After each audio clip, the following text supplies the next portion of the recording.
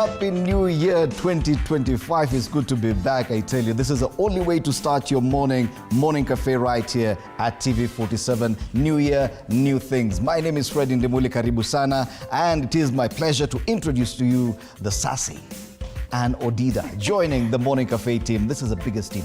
This is the best team here. And I'm excited to be part of the winning team, you know. So good morning and Happy New Year. Thank you so much for joining us here, of course, on Morning Cafe. My name is Anne Odida once again.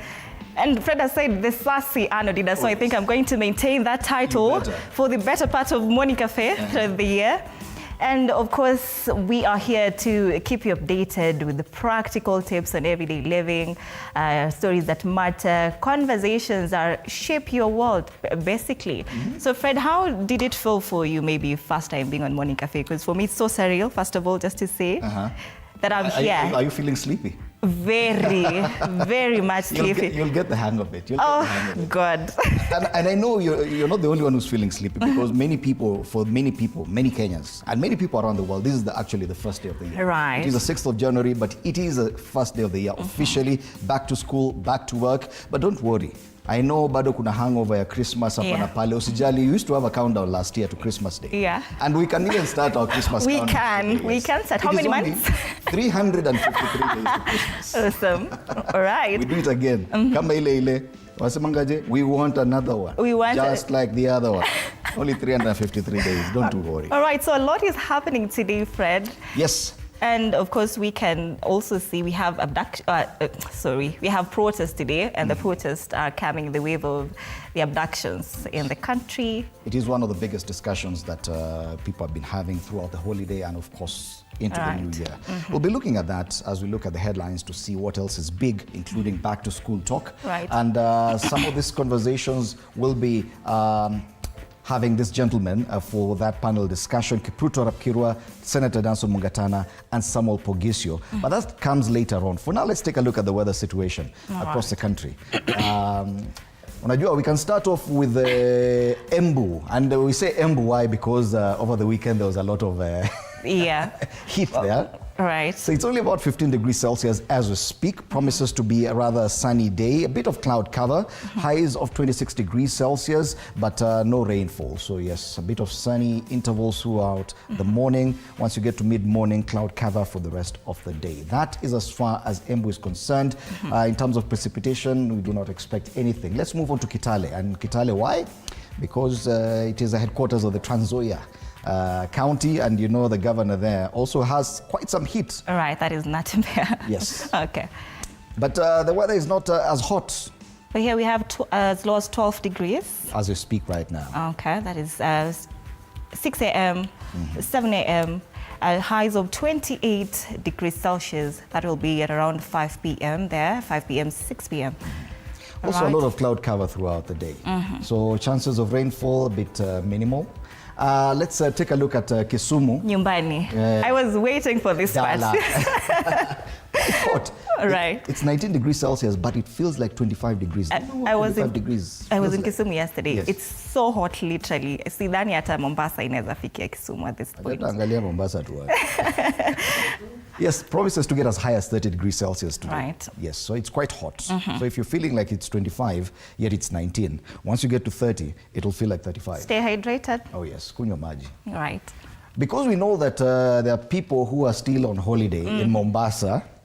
I saw a colleague who's still in Mombasa. I don't want to mention you. So yeah. 26 degrees Celsius as at now, that is in Mombasa.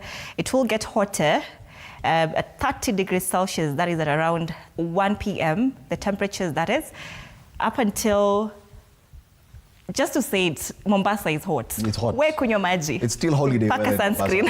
For the few lucky ones who are still on holiday. Yeah. Yes, Mombasa is a place to be. Let's come back to Nairobi and see what's happening here. And Nairobi... 14 degrees Celsius. But it promises to be a very sunny day. Highs of 26 degrees Celsius, but the whole morning is sunny, zero cloud cover. Cloud cover, probably a bit of cloud cover in the afternoon from 1 p.m. going on to 5 p.m. But that's the situation. Chances of rainfall, zero. Zero, yeah. You unaweza enda nje na t-shirt. Lakini ukienda kazini na t-shirt, shauri yako. We'll be coming back to take a look at the traffic situation, because I know Kenyans are still lazy. Even in Nairobi, nothing much happening in as far as traffic is concerned, so it's green throughout this screen. Once that changes, we'll tell you. But you can see it's starting to build up, especially at the Pangani interchange. We'll be back for that later. Let's take a look at what else is on the show today. So State of the Nation starting at 6:30. But after that, Monday Bliss, so that is Fred Arocho there and Shatterboy will be coming later on from 8 a.m. all the way to 9 a.m. Which EPL team do you support? Is Arsenal an EPL team? Yes, it is. Arsenal. Oh, yes. And when I tell you I'm supporting Arsenal, I told you this is a nice pair. it's a power team, just to say that again. And you know why? Yesterday, Manchester United managed to hold Liverpool, which is more or less a favor to Arsenal. They would have done better, but this is Manchester United. Yeah. I think they outdid themselves. They usually try, but yesterday they really tried. They sweated, but they did Arsenal a favor. So for more of that and a lot more in terms of stadium talk. All right, we'll be having Bunge la Wananchi as well today from the county, so stay tuned to see what your people are saying, well, the issues that are affecting your counties, so you'll be sure to stay tuned for that conversation. So let's take a quick look at the headlines this morning, and we start off with the Standard. Matters education, a main feature on the front page, education system at a crossroads. That's the Standard this morning. Now, people daily, just the same grade 9 crisis over classrooms. Yes. And we see that, the government wanted to build 16,000 classrooms. But right now, they've only managed 93% of that target. So, of course, we'll be getting deeper into that as well. And there's always that promise that by this time we'll have done this. Yeah. Okay. Daily Nation, Matters education still making the front page. Rough start for schools. Remember, there's no KCPE results this year. There's also no Form 1. Yes. But we do expect to think KCSE results today later. And maybe today and KEPSE as well. All right. Yes. So yes, Matters education being a big talking point, even in our later bulletins, if at all the results do come out today. Right. Yes. But the Star does have some politics. Why state tender now risky business gamble? Okay, that's not political. That's business with government. All right. Matters pending bills in Gineko. Ni picha iko hapa chini. Kindiki dismisses claims of rift with President Ruto. That's a conversation. Discussion. Right. Social media pale imewaka because of this. Social media Kenya wizari nayo. Now Kindiki aonya Gachagua, Siasa pale kwenye ukurasa wa mbele wa Taifa Leo. Kabisa. Let's take a look at business. Business Daily, telcos and phone dealers face a new anti-fake charge. And yes, if at all you're involved in fake sale or buying of fake phones, kuna mambo hapo. We'll be back. Siku za mwezi. Siku za mwezi ni 40. Na wazi naisha. Kweli. Let's move on to the regional papers, and we start off with East African. This is a weekly edition. So they've chosen that picture of President Ruto with his Ugandan counterpart, Yoweri Museveni, and the AUC chair candidate, Raila And the Odinga. byline there is quite interesting, Fred. Friends, foes, friends again. Yes. Right. I remember a time when during Kibaki's administration, when Raila Odinga and Yoweri Museveni were not friends at all. Siasa kweli, ina mambo. Now they're there on the same page. Friends, foes, friends again. They say in politics, there are no permanent friends, no enemies. Kabisa. But the big story on the front page of the East African is about new Somalia mission off to rocky start. Remember, the AMISOM mandate ended, and now there's a new force that's supposed to take over. So they say Burundi's complaints about number, presence, and arch enemies and uncertain funding do not bode well for effectiveness of the force. We have another one there? Yes. And there are issues between Somalia and Ethiopia, and Ethiopia's involvement in this force as well is also a big discussion point. So yes, if you are into matters regional and the army presence, military presence in Somalia, the East African is your go-to place. Right. Now, Kenya's plan to give Africans citizenship. There's a bill that says all one has to do is trace and prove their ancestry to the country. That is quite interesting there. This is interesting. I know a country that could never, but I don't want to mention because there was a time where I did something on social media and it was burning. You see, especially to Kenya's immediate neighbors, Somalia and Ethiopia, so many people can actually claim that they are Kenyan. Right. Because they share their ancestry. Also, our border with Tanzania, the Kenyan Maasais and Tanzanian Maasais, they also do share their ancestry. Are we saying that all of them can now be considered as Kenyans? And what happens when you get close to the elections, and all people from Somalia, all people from Ethiopia, people from Tanzania can actually claim, we are Kenyans as well. Yes. And you can come in and vote. 2027 ina mambo na inagonga. Ukiona moshi, your moto inakuja. Let's cross over to Uganda and see what's a big headline today there. And this is a Daily Monitor.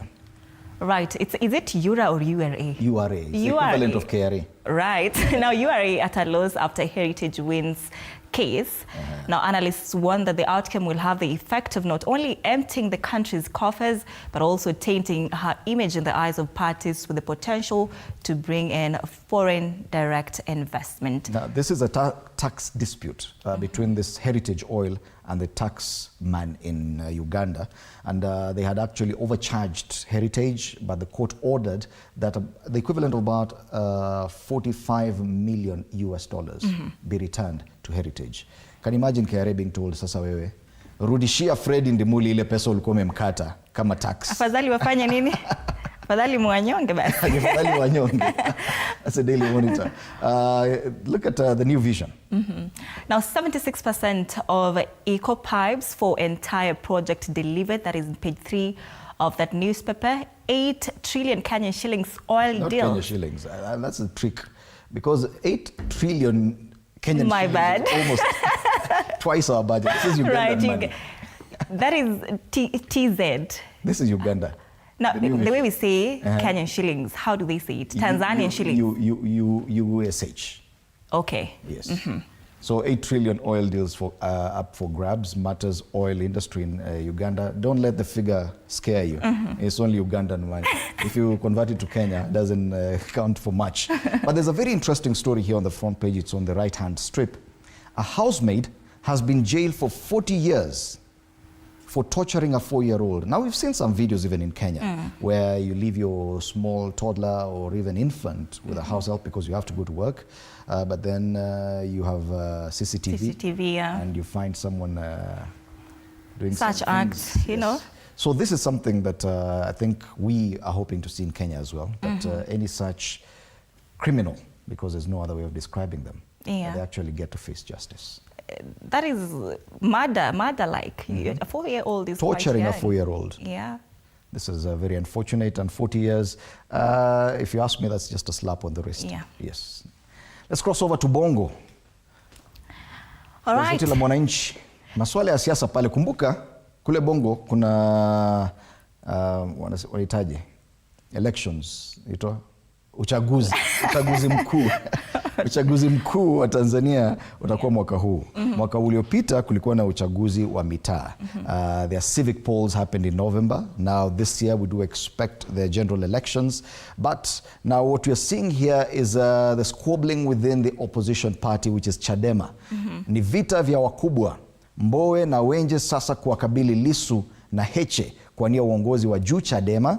Heche akemea matusi na kejeli kwa viongozi, awaonya makada kwenye mabaraza nako kwa moto pazia la fungwa. So maswala ya uchaguzi yakikaribia, we see the mshike kwenye push and pull ya vyama vya upinzani. Now, still in Tanzania. Yeah. Yes. How Tanzania farmers reaped billions in 2024. And it says Tanzanian farmers laughed all the way to the bank in 2024 thanks to high incomes driven by increased production of food and commercial crops and favorable prices. Can we also say that about Kenyan farmers? You know, this is the kind of headline you really would want to see in Kenya. Yes. That our farmers in Kenya are reaping billions of shillings. But it never happens. It never happens. Not even coffee sector, maize, people are complaining. Yeah. Anyway. Because now that is also part of President William Ruto's agenda, to have agriculture doing so well. But as at now, we can say much about agriculture in Kenya. Also in Tanzania, they make mention of matters education. Lack of school counseling puts students at risk. They're not really talking about back to school. Just and it's funny. I don't know why. On Mwananchi, usichokijua matokeo ya la 4 na kidato cha pili. They're talking about education, but they're still talking about education, counseling, not really back to school. In Kenya, it is. Ama they're not going back to school today. Maybe hawana haraka. Mwaka wao haujaanza bado. Hapa Kenya ndio masuala ya elimu. All right. Okay, we'll be back to take a look at the local dailies in depth. But for now, you say we do have quote of the day? We have a quote of the day. Maybe we can have that.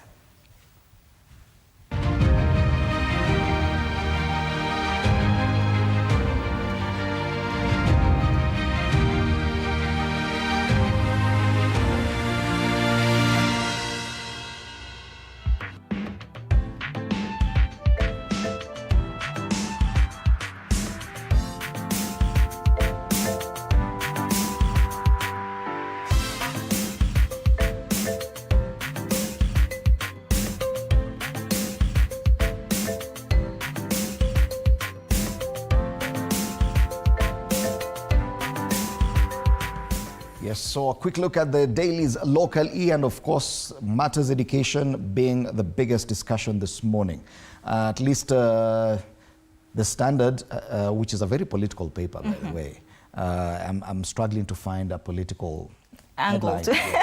But there's only one here. President faces challenges in bid to rebuild image. It's been relegated to the top strip there. But matters education being given prominence on the front page. Education system at a crossroads. So back to school. Yes, Kenya, we're focusing on back to school. At least the major dailies are doing that. Schools open today amid a storm of challenges, teacher shortages, incomplete classrooms. You're talking about these classrooms. I remember there was a promise. How many? 16,000. 16,000. 16,000. Yes, There's a only shortage 93%. now. Yes. Walisema Watatenda. Bado na watatenga. watatenga. Now we still have a shortage. Delayed funds, nationwide safety concerns. Now parents, students and educators brace for the unpredictable as a grade 9 transition and a CBC kicks off. I'm one of those parents. For grade 9. Unasikiaje? I'm so confused, I don't know what's going to happen. Yeah? Anyway. All right, we also note that books for grade 9 students is quite a challenge for these parents, and they highlighted that yesterday. We did that in our bulletin. Yes, I think they released the books very late. Yes, sasa zimeisha, zingine hazipatikani. There's a lot going on today, and you know some parents have also suggested that maybe the opening date could have been pushed. And also, just to comment on this, incomplete classrooms, you know, the government spokesperson, Isaac Mwaura, said that maybe kukuwe na makeshift or these students were merged in classes. What happened to the 16,000 classrooms? Well, 93%. You know, it should be noted that this cohort, the ones in grade 9, should have been the class that would be joining Form 1 this year under 844 system. Now they are just there hanging somewhere in the air, not sure what happens next. And it's so unfortunate that it is a future on the line. Right. So they say that 1.5 million learners are expected to transition from grade 8 to 9 this week. 1.5 million. That's a lot. This is a whole cohort whose future hangs in the balance. The number of classrooms the government had planned to build, according to the Standard, actually 18,000. 18, okay. The ones built so far, 3,500. So walitenga, wakatenda kiasi hichi. The number of classrooms that are in various stages of completion, 7,500. So yes, some progress there, but a bit of delay. Total number of classroom projects projected, but are yet to be built. Yeah. So far about 11,000. 7,000 are yet to be built. There's just a projection. They also make mention of issues about abduction, at least there on the front page of the Standard. The story below there, at the bottom, grieving families, students lead protests against abduction. And you had mentioned this, that today there will be some protests across the country. Yes. Across the country, you know, Kenyans are very, very mad at the moment. So we don't know how, to what extent will those protest go to. We hope we won't see something similar to what we saw on June 25th last year. We hope they're going to be peaceful today, even as they demand for the release of those 5 missing gentlemen. We have Billy Mwangi still missing, Gideon Kibet, Ronnie Kiplangat, Bernard Kavuli, Peter Muteti, yet to be found. Yes, and according to the Standard, families across Kenya are rising in protest today against a wave of abductions and extrajudicial killings that have gripped the nation. From mothers of the missing to student leaders and activists, voices are uniting to demand accountability from the government. The demonstrations come amid allegations of state complicity, and the story is on page 2. Other quick highlights on the top strip of the Standard today, I mentioned the president faces challenges in building or rebuilding his image. MAGA, Make America Great Again. Fears of a chaotic White House. Well, and the Gunners stumbled in English Premier League title race. But it's not just the Gunners. Liverpool too did stumble yesterday. Was it 2-1? It was 2-2. 2-2? They actually drew with Manchester United. That's why we're saying Awesome. Manchester United. Walijaribu sana, walijikakamua, wakajitolea. They outdid themselves, but they still came up short. All right, that's a Standard today. Next. All right, Daily. People Daily, they say grade 9 crisis over classrooms there. And of course, we just mentioned about it there. There are no classrooms. A number of students are going back to school or joining grade 9. So there's a crisis there indeed. And we see Ishungwa, the return of Kamotho. That is quite interesting there, because I think Ishungwa is being compared to Kamotho. We remember Joseph Kamotho during the KANU era was so vocal about supporting KANU and Moi. And I think they're drawing comparison from the fact that Ishungwa also comes from the same region as Kamotho. And that tirade in Bungoma was just epic. I've never seen anything like that. Chaos. That was just chaotic. Going back to the issue of classrooms, and you see the debate has always been, where do you domicile the grade 9? Is it in primary schools or in high school? Remember, high schools already had classrooms to accommodate Form 1s. So what happens to those classrooms this year? Well, the government is struggling to build classrooms in primary schools, which are non-existent. There are some classrooms which are empty in high schools. So, hiyo hesabu yaingiani. And they'll remain there actually. They're not going to high schools. Hiyo grade 9 iko hapo hiyo primary school. So hapo kuna question marks. Kuna story ingine hapa ambayo it's not the kind of headline you want to see as you begin your year. Yes. Thousands face job losses as 116 farms dissolved. There's a situation in Kenya right now. And that is according to the Registrar of Companies, Joyce Koech. And these companies, just to mention a few, are chain stores, we have manufacturers, information and communication technologies, and other services industries. They have rendered thousands of Kenyans jobless and more yet to be laid off. Wow, that's a sad state of affairs there. That's the People Daily today. Let's take a look at the Daily Nation. Matters education still given prominence on the front page. Term 1 to have 13 weeks with 5 days for midterm break. But it is a rough start for schools. One, infrastructure crisis hits schools amid cash crunch. Basic education institutions are yet to receive capitation funds, putting head teachers and principals in a tight corner. Principals are defying ministry order. They've increased school fees, so parents, no let up for you. Parents, booksellers cry foul of a textbook shortage. MPs want allocations sent to schools raised.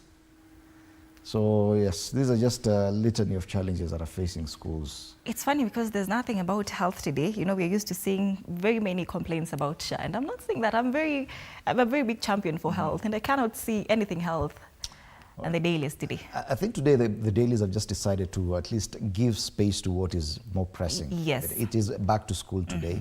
We have 1.5 million learners who are going back to school. Yeah. They don't have classrooms, and these are the challenges. So sometimes they've set the agenda. They do set the agenda, like we do here at Morning Cafe. And so matters education being given prominence, that's really good. This is quite interesting. Term 1 to have 13 weeks with 5 days for midterm break. Yes. Yeah, you can already look forward to your midterm,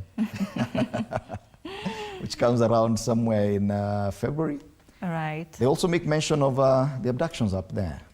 Rights activists resume demos of abductions, and they say organizers vow to occupy several towns and cities today to protest the seizure of government critics. And also we have another one there. Kindiki warns Gachagua and allies over incitement. Yes, and the deputy president came out yesterday and sounded very bullish. 3 times. I tell you. All right, and on the Star, as you said, it's business, government,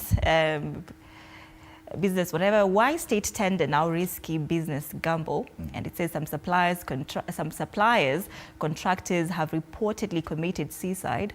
Others have died of depression. Yes, matters Pending bills for national government stand at 528 billion shillings. Counties owe 168 billion shillings. And this is the issue, is that yes, you're willing to look for business and you probably even have connections in government. Unaenda unapata tenda, unang'ang'ana, unajua leo ni kuomoka. Hii ndio mwaka wa kuomoka. Kufosi. Kufosi. Ndio mwaka wa kufosi. Unafosi unapata tenda. Yeah. Alafu mwishowe lo la haula. Punde si punde, hamna pesa. Umerukwa. Umesaulika. So why state tender now risky business gamble? This is a good story for people who are hoping to engage the government in different dealings as an entrepreneur or a tenderpreneur. Right. You know, I saw a similar story on X yesterday. You know, X is a very good platform to read 1 to 3. And I saw this guy was saying he used to supply soap to a government entity. And one time, a wife to somebody prominent said, even hii sabuni yako haitoi povu vile inafaa, and he never got the money. And he wasn't paid just like that? Yes. So the issue of pending bills given prominence on the Star. Remember, the Star is independent, fresh and different. Smart people read the Star, so grab yourself a copy of this paper. All right. And read more about that. They also make mention of some politics. And this is the only paper that has actually talked about this. That the deputy president is dismissing claims of a rift with the president Ruto. Everyone else has steered clear apart from social media. Yeah. Watu walikuwa nasema ati kulikuwa na mambo namna hii namna hii. Mambo ni kama mkono ilitembea kashati kakashikwa mahali, lakini mimi sio mimi nimesema, it was on social media. Yes. We saw it, will defend you, don't worry. All right, Taifa Leo wanasema pale Kindiki aonye Gachagua. Again, it's because of hizo vitu ambazo anaita propaganda. Naibu Rais Kithure Kindiki amemwonya mtangulizi wake Rigathi Gachagua dhidi ya kuwachochea Wakenya dhidi ya serikali. Katika taarifa yenye maneno makali, Profesa Kindiki alionya kuwa Gachagua hataruhusiwa kujihusisha na shughuli za kisiasa ambazo zinaweza kusababisha uharibifu nchini. Interesting, because in a TV interview that he gave a few days ago, sometime 2 weeks ago, I think, yes, he was keen to ask the interviewers not to ask him about Gachagua, because he said, that's my friend, I do respect him, and I do not want to talk about him. Now, this change of heart, that he now comes out and says, And he also said yesterday, respect me, respect is paramount. I'll respect you, but you have to respect me as well. Yeah. So yes, mambo yanageuka. Habari nyingine pale kwenye ukurasa wa mbele wa Taifa Leo anasema hata ukimtuma njenga hautoboi. Rais ambiwa. Aliyekuwa naibu wa rais Rigathi Gachagua ameitaka serikali kukoma kumtumia aliyekuwa kiongozi wa kundi haramu la Mungiki Maina Njenga kumzima eneo la Mlima Kenya. Ni habari tu pale. Right. And if you want to take a loan, there's something here for you. Sheria mpya sasa ya kinga wakopaji waliokopa mikopo kutoka kwa taasisi ndogo za fedha sasa wamekingwa. Anasema zile simu unapigiwa. Na tishu wanaambiwa usipolipa hii pesa tutakujia. Do they still exist, Fred? Wanasema sasa hakuna simu kama hizo. Right.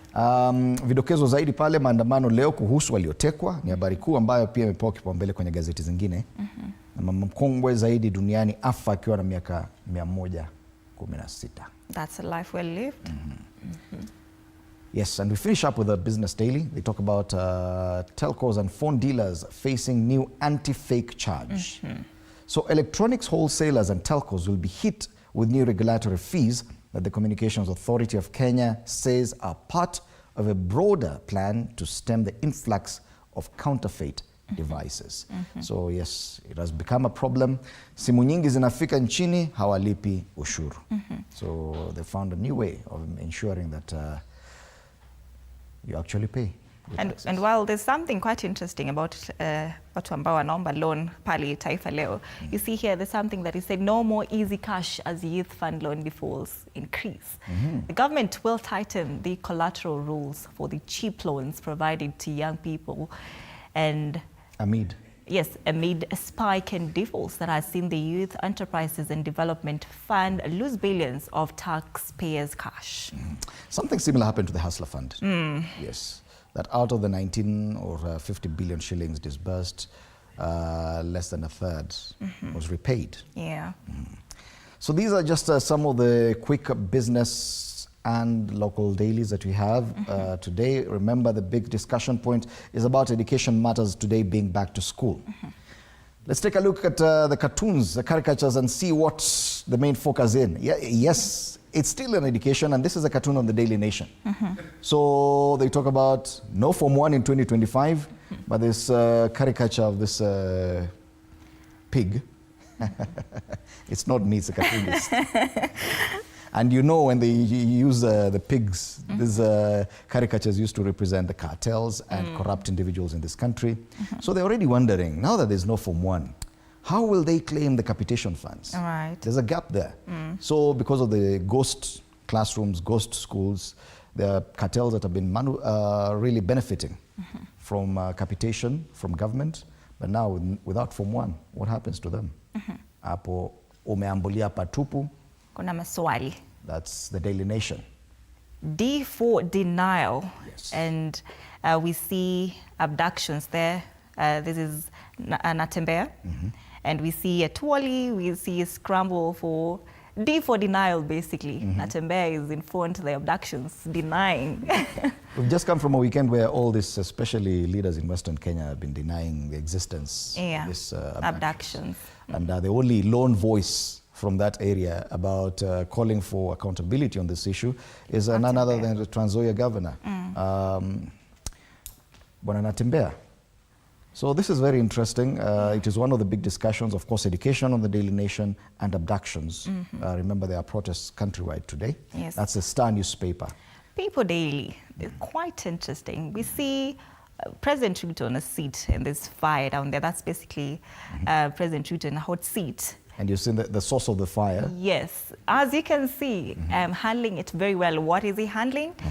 People Daily says abductions, vaccinations, shift, and affordable housing project. So it's a fire all over, but he says he's handling it very well. And he's maintained this calm demeanor of someone in control, despite all this fire. But I'd want to know what goes on inside his head. In handling this. As you can see, he's handling it very well. Yes. Yes. That's the People Daily. And we finish up with the Standard today, matters education as well.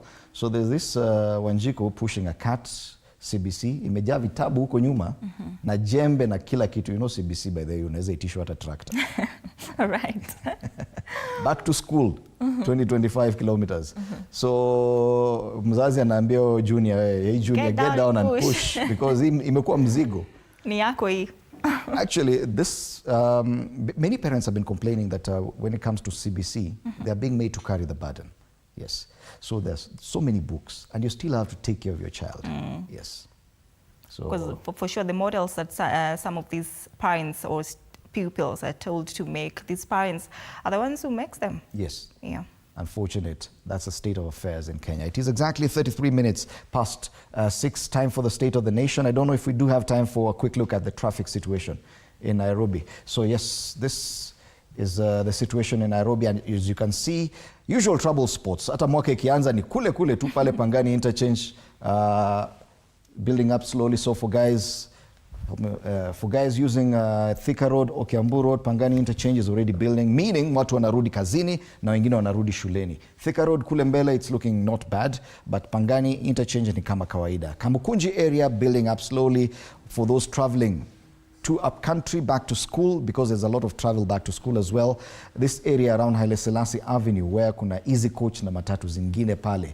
Areas around Machakos bus station as well, building up. There's a lot of travel today, so we do expect quite some traffic along that area. Other areas of Nairobi don't look so bad. Mombasa Road looking good, Langata Road as well.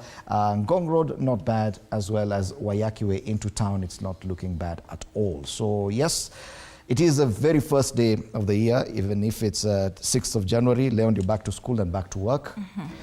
So, to stand by for State of the Nation. Monday Bliss.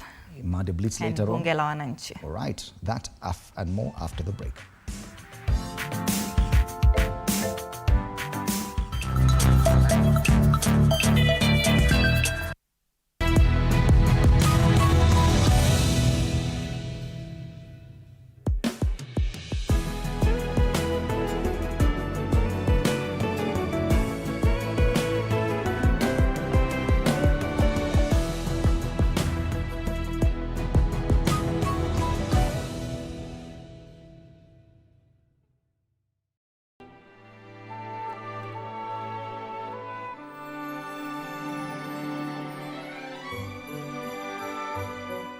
This December, learn about safety precautions to take into consideration this season. If you can remember, if you drive on a motorcycle often, to make sure that you have a helmet, it's key to decreasing the severity of the accidents. If you are passing in a bus from Kakamega to Mombasa, in between, just stand up, stretch your legs, and even when you are seated, keep pumping your feet, keep moving your feet to avoid that long stasis of blood in the veins. Healthier options for you to maintain a balanced lifestyle amid the holiday hustle. Eating healthy really doesn't mean that you have to deprive yourself, but we really just have to factor on how to strike a balance. Portion control and moderation are very key. Let us enjoy the season, and at the same time, let us try to watch our health and our well-being. Happy holidays!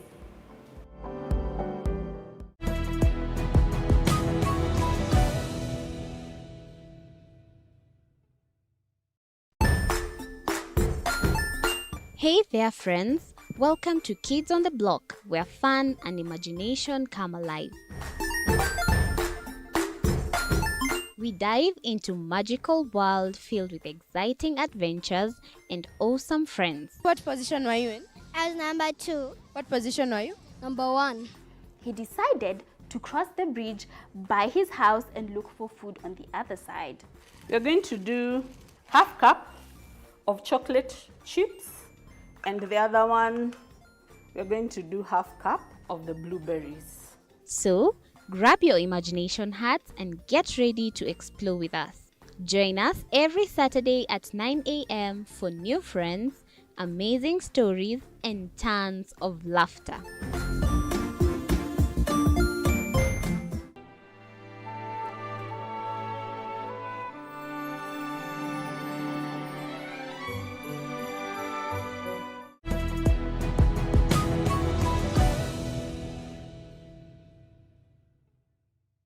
Join us as we explore the journeys of those who defy the odds and break barriers.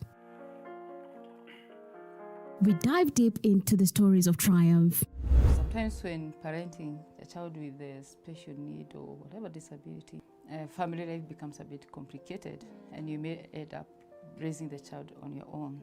Here, we inspire. I have a farm which one we showcase with other dyslexic youths and autism, how to farm. Motivate. It's never easy, but what we do, the best thing is to work with another parent who has an elder child than yours. And break through the barriers one story at a time. Push your boundaries beyond the limit. Saturdays at 8 p.m.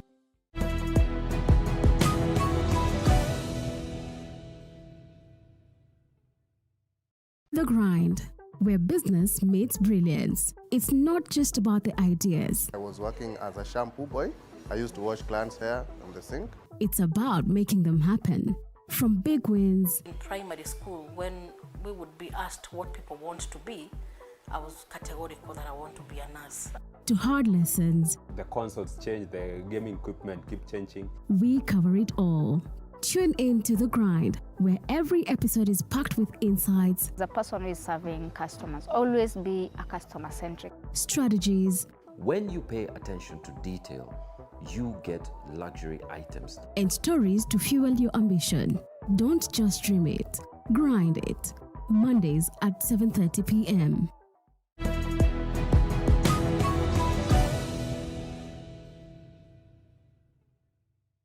Jiunge nasi tunapoangazia safari za viongozi bora.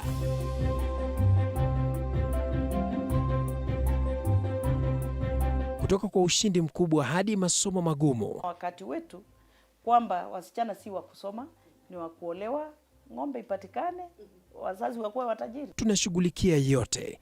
I wish I were a better investor. My parents taught me how to look for things for myself. Tazama Mfahamu Kiongozi, ambapo kila kipindi kimejaa maarifa, mikakati na hadithi za kukuza azma yako. For me to succeed, I have to fight. Kila Alhamisi saa 1:30.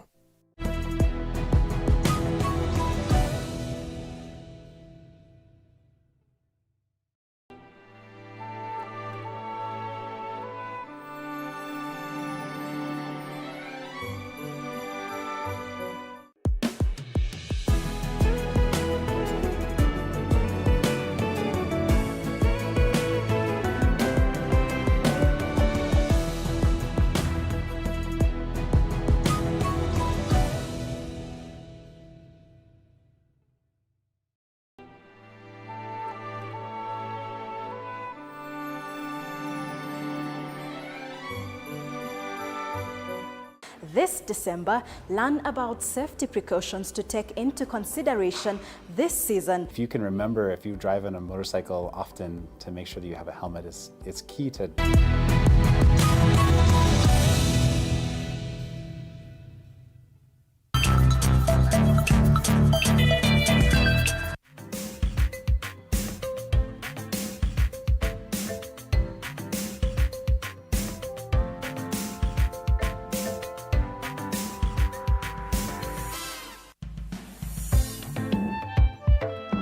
Welcome back. This is indeed Morning Cafe on TV 47 with me, Fred Indimulia. Happy New Year once again. Just how happy it is. We'll take a look. State of the Nation. It is this morning we're privileged to have with me, beginning on my immediate right, Kipruto Rapkirwa, former Agriculture Cabinet Minister in the Kibaki 1 administration. It's good to have you. Happy New Year. Happy New Year to you, Fred. Samuel Pogisi also joins us. He served as ICT Minister in the Kibaki 2 administration, also served as a Senate Majority Leader in the 12th Parliament. Karibu sana, Happy New Year. Happy New Year. And we're also privileged to have in studio Danso Mugatana, Senator, Tana River County. Happy New Year, gentlemen. Happy New Year, Fred. So yes, but just how happy is this new year? Looking at our headlines, People Daily talks about grade 9 crisis over classrooms. Remember, today is back to school. Daily Nation talks about a rough start for schools. Education system at a crossroads, still talking about the challenges facing schools. That's a standard. On the Star, they talk about why state tender now is risky business, and that's talking about the pending bills and how engaging in any kind of business with government, whether national or county, is actually one of the 1,000 ways to die. And some politics on Taifa Leo, Kindiki aonya Gachagua. Masuala ya siasa pia akipewa kipaumbele. Meanwhile, if you look at the dailies in Uganda, for example, the New Vision talks about 8 trillion shillings oil deals up for grabs, something positive. If you look at Tanzania, how Tanzanian farmers reaped billions in 2024. So when you come back home, Bonakirwa, when you're wishing someone Happy New Year, what happiness are we talking about? Well, one of the considerations is that last year was very turbulent. We had a lot of challenges, both politically, economically, and even on the social realm. So we do hope that this year will be better in terms of us, the leaders, engaging meaningfully on the affairs of the nation. And also being able to distinguish between what could be trivia and what could be serious issues of national consideration. More important, we would wish that we are more truthful this year than we were last year. Truthful in the sense that, yes, those of us who are not in government, we may be critical of government, but critical in the sense that we are identifying the issues that we feel the government could have done better.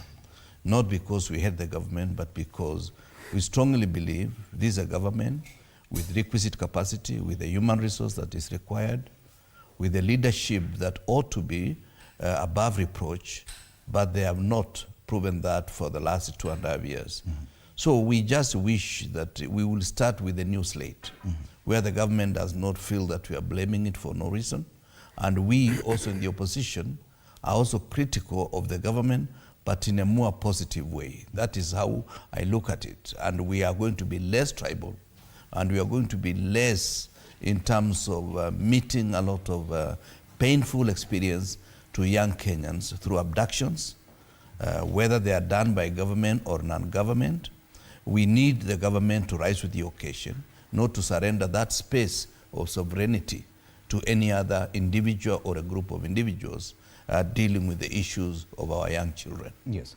Bonapogisi, as we start the year, today being fine, it is the 6th of January, but it is for all intents and purposes the first day of this year. It's back to school, back to work, but also back to the streets.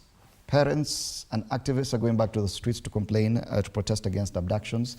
Now, as we're wishing each other Happy New Year, all this litany of challenges and all this pain, yet politicians over the past 1 week or so have heightened the level of exchanges that do not leave a lot of encouragement for Kenyans. How happy are you as we celebrate New Year?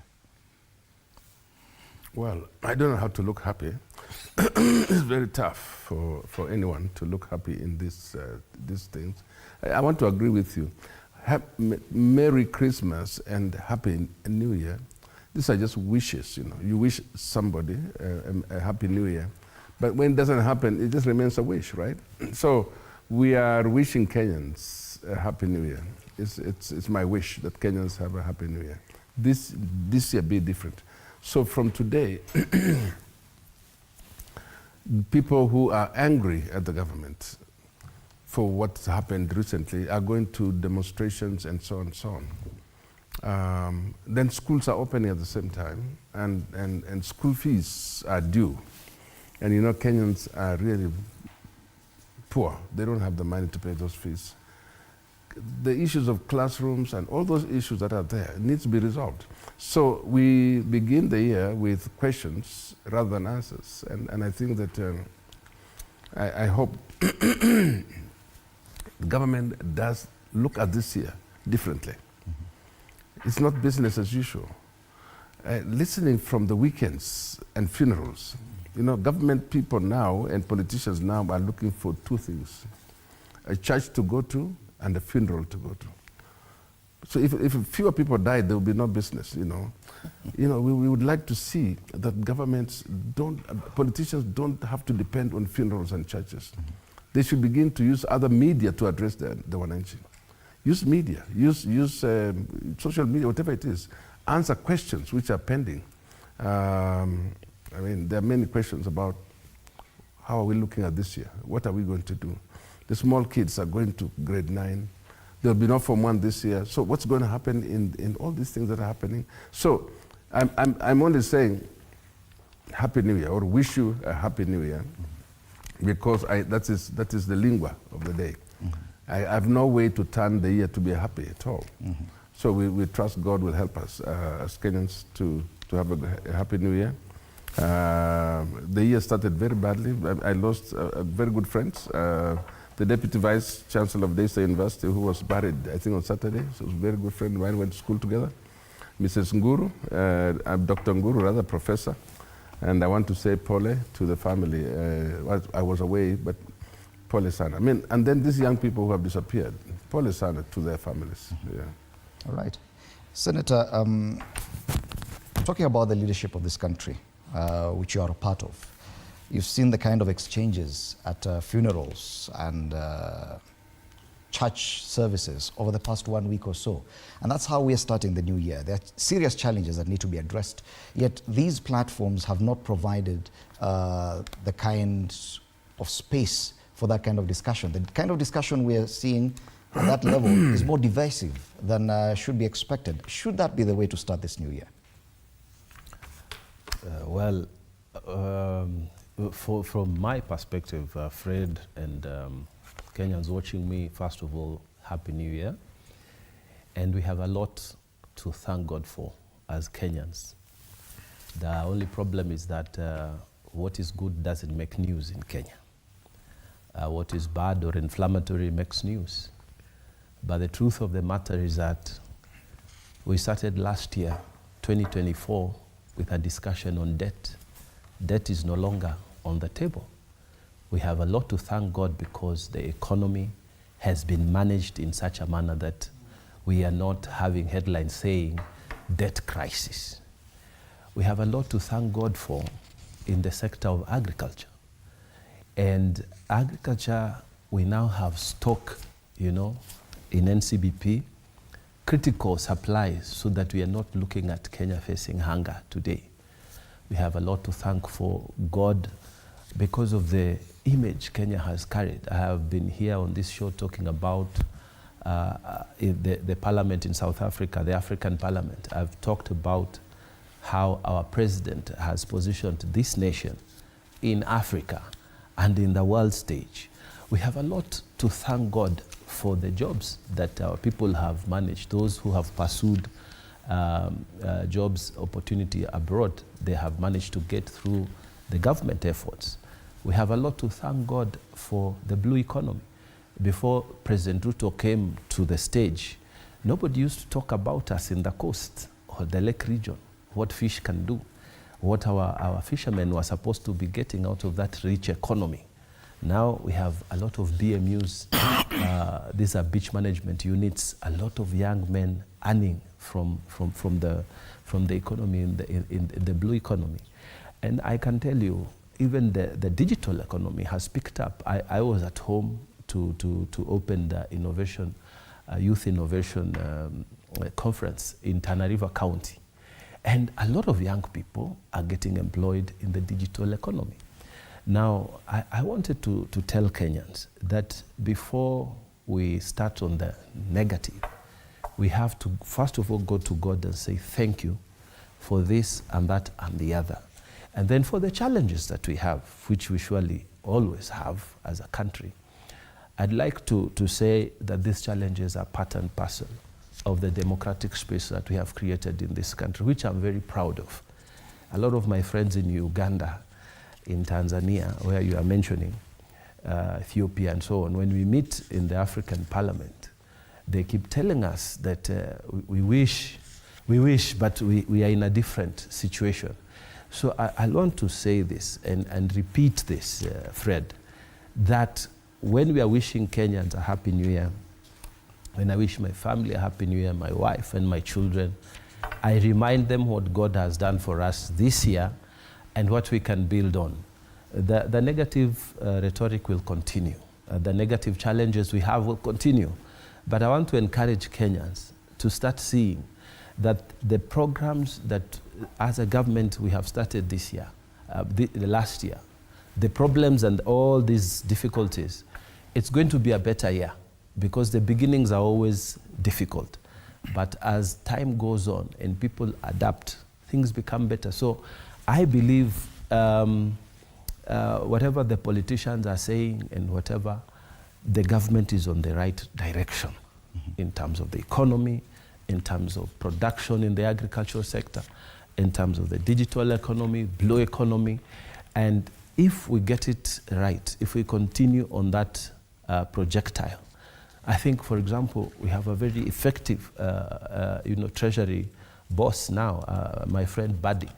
I think if we keep pushing in the right direction, we have to agree. Criticism will be there. It's part of our life. It's part of our very vibrant democracy. But our country is going on the right direction. And this year, and I'll tell you, Fred, because at the end of the year, we'll be, God willing, sitting here to review the year. I will tell you this, that in second years of any elections, be it in the States, be it here, they are very difficult years. Third year is when you start seeing fruits of policies that have been put in place. So I want to wish Kenyans a very good year. I believe it's going to be better than last year. I believe there will be a payoff for some of the policies, like I have already mentioned. And I think Kenyans truly who are putting effort on the ground, who are on the farms, who are with their animals, who are on their factories, who are making applications, I think we are going to be better this year. And I think you're just among the few voices that are very optimistic about what's happening, what is going to happen and what is ahead of Kenyans. Yet there's a lot of pain currently, especially when it comes to issues of abduction, which are yet to be explained, Banakirwa. There's been, interestingly, and quite some attention on any communication from the Deputy President, Professor Kindiki. He has, interestingly, steered clear of this discussion about the abductions. But he talked about, and if you look at many of his posts, he talks about a change in our national hardware and software. And many people are finding that quite curious. Do you probably understand where he's coming from and what probably he's trying to suggest that our hardware and software, there's need for an urgent change? Well, I think if there's anybody knowledgeable with abductions in Kenya today, is Professor Kindiki, given the fact that he was the immediate former Minister for Interior. And therefore, these abductions were either done with tacit approval of the Interior Ministry or directly by agents within the Ministry of Interior. What worries me is that we are taking it like it's just mere statistics. People's children are disappearing, and some of them we have realized that they are found when they are already dead, and yet they disappeared in full view of the public. And of course, apart from Professor Kindiki, the president himself has pronounced on the same issue about the fact that abductions should end. So at times you wonder whether this is a government that is totally incapable of manning the boundaries of Kenya, or they are just telling us a story for the sake of a story.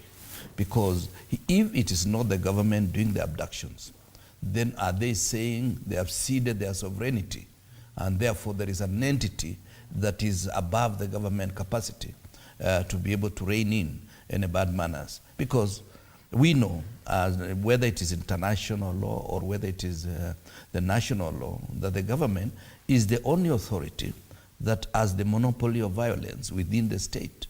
And therefore anything happening that is beyond the government therefore tells us that this government has lost its sovereignty or has chosen to look the other side when children are being abducted or when individuals are being harassed.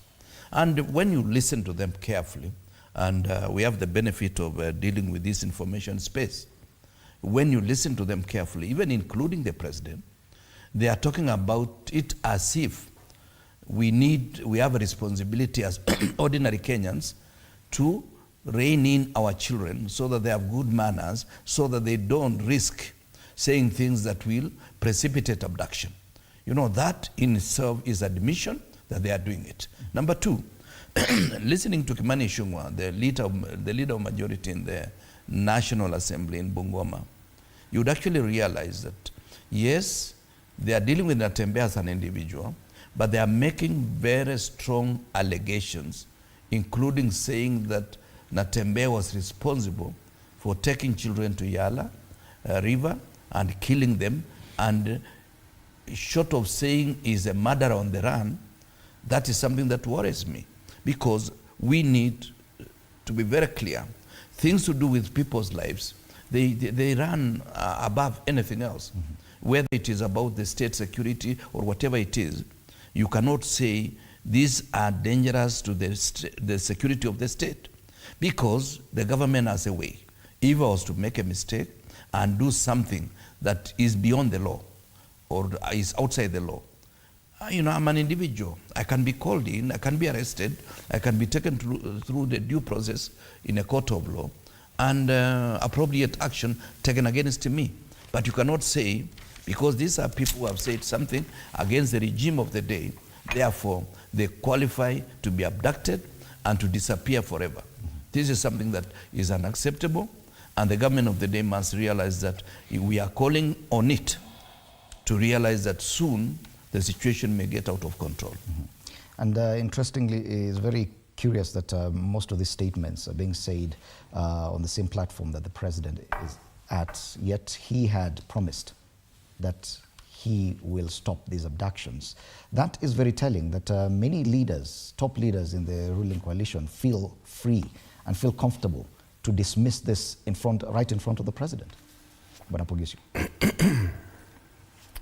And I don't know why a function like that, you know, like a respectful mama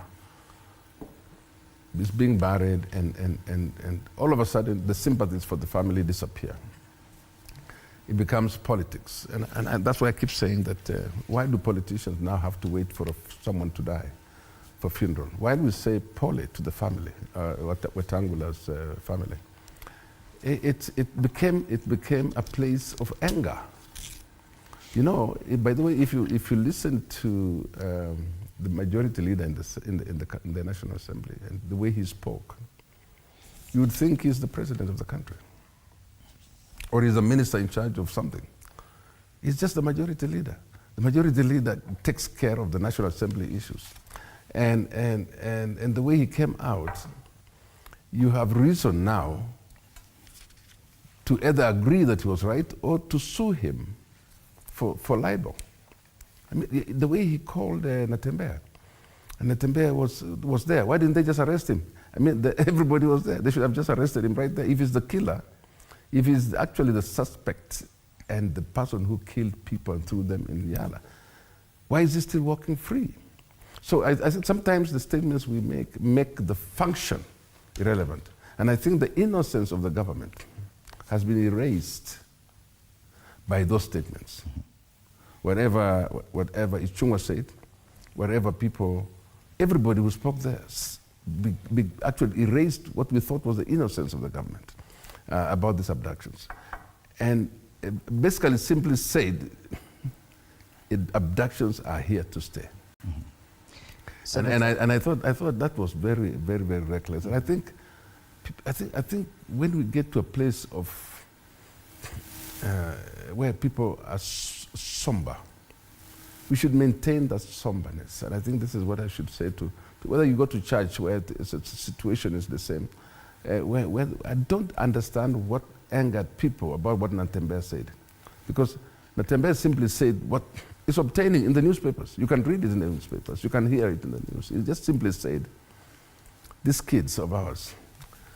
And now, I'm a parent of Gen Zs. Most of these guys are parents of Gen Zs. And for you to be told, go talk to your children, who are you talking to when they're dead or they've been abducted? And I think a sense must come to this country where we start to address these issues as leaders, across the board.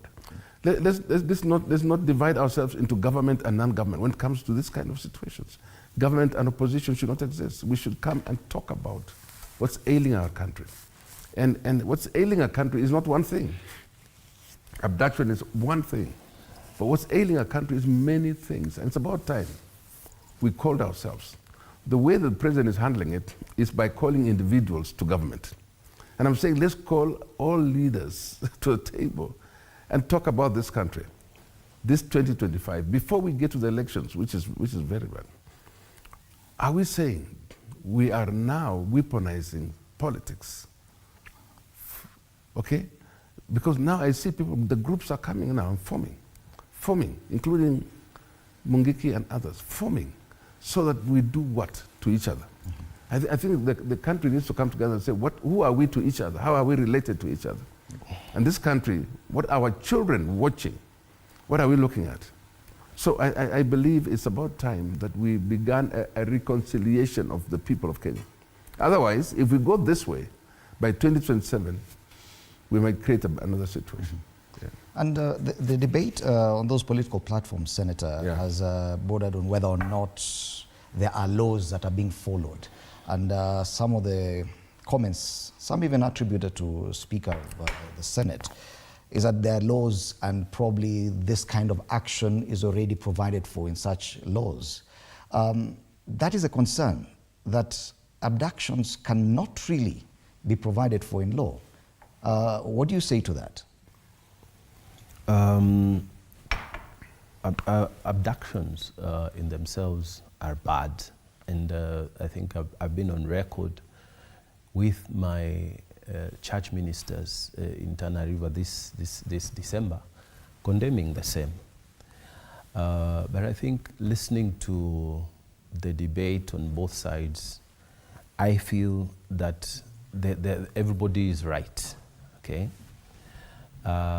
People are right saying that children are disappearing or some people are disappearing and it can't be explained.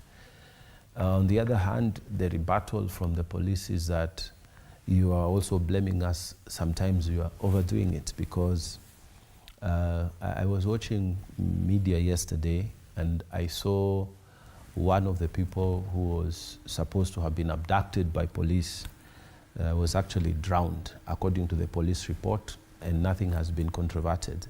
The other person whose body was found was a victim of a RTA, road traffic accident, and which was fatal. So again, the police are saying something, and there is also a public outcry on this. The thing is, we must remember that sometimes, just like hunger, just like debt crisis, just like insecurity, sometimes we need to come together as a nation to deal with matters that are so grave that they can affect the stability of the state itself. I remember some time ago, Mexico had a very serious problem in terms of abductions. And it actually became an election issue. And a president who was promising to get rid of these abductions got elected. And he did what he had to do, using force, declaring, very tough laws on that side of the coin. I remember also abductions being a very big issue in Colombia with the FARC rebels, and it was a really big issue that the FARC rebels were fighting a standing government, and they would, kidnappings and abductions became a normal way of threatening authority.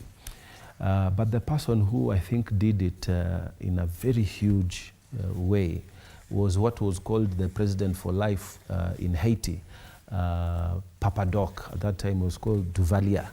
That person used to actually just, he made it normal to, he was a dictator, never followed any law, practiced a lot of voodoo and threatened people, and made abductions a normal thing, a normal way of governance. And it was bad. So when people bring in these discussions, and especially when they mention the president, the implication is that the president is involved. And for me, I think that is taking the matter into a political way. We shouldn't deal with issues like this in a political way. I think we need to go beyond what the activists are saying, because the activists are saying there's a problem. What we need to do is to then ask, like the question you have asked, are the laws sufficient? If the laws are sufficient, then where is the problem? Does the police need to have a look at itself, because they are the ones who are in charge of law and order? It is not the army is in charge of the boundaries. Police, do we need to have maybe a special unit to deal with this matter, dealing with those cases when they come before the courts of law? And what do we need to do as a society? Because sometimes it is true, it could be actually criminal activity. People are actually doing criminal activity, and because we don't know who is happening, we blame the government. Sometimes it could be true that maybe it is state officials involved who are rogue officials, and they are not really working with instructions from the state. We actually don't know the facts as it stands now. So from where I stand and where I look at, I think the argument is like we have a problem, which is true, and people are looking for someone to blame, so the state is taking the beating. Sometimes people are escalating it to the president, and I think, unfortunately, becoming political. So from where I sit, I think we need to do more. The problem is on the table, and it is in the justice sector, the law and order sector. We need from where I sit, I would want to see a meeting of the Inspector General of Police, the Attorney General of the Republic of Kenya, and the Directorate of Criminal Investigations, and people like the Registrar of the Supreme Court, sitting down to discuss this matter, and it should be something that is publicized and give directions in terms of, now this is the law and justice sector. The table, we have this complaints that there's this X, Y, and Z. As Inspector General of Police, as the Attorney General of the Republic of Kenya, as the Directorate of Criminal Investigation, as the courts, this is what we are saying, so that leadership is in this matter, and Kenyans can see the government is taking the correct, instead of this blame game. Because this blame game, Fred, and those listening to me, deteriorates sometimes. Because let me tell you, if you attack the president, you stand in a functions and attack the president, there are those who, like me, who support the president, who will come in defense. And if you sit down, attack an opposition leader, let's say you are in a function, you attack Kalonzo Musyoka, there are those who are in opposition, and they will stand to defend. And you see, you lose the whole thing. And yet there is an issue on the table. So from where I sit, I think the justice sector should take the lead in this matter. The law and order the whole they need to come out. Inspector General of Police should take the lead and give us the way forward, that yes, there is a problem and these people have been reported missing, we are investigating. Yes, there is a problem, but police have also discovered this and that, so that those statements are you, for example, are able to give the direction. Parliamentary leadership has made comments that are deemed controversial and even more political on something of this nature that you say should be handled differently? No, I was in Bungoma for the funeral of our late mother, the mother of our speaker, Wetangula. And what I saw there, although of course because of technology you can cut off statements from here, statements from there, but if you watch the whole thing, you will see that some of the statements were reactionary to what statements were made previous to them. And at some point, and I liked the way the president said it. President Ruto, when it was his time to speak, he said, we are honored by the presence of neighbors and visitors, people from outside, because the speaker of Uganda was there. Speakers from East African community had come to also give their condolences. Tanzania speaker, who was excellent, her speech and so on.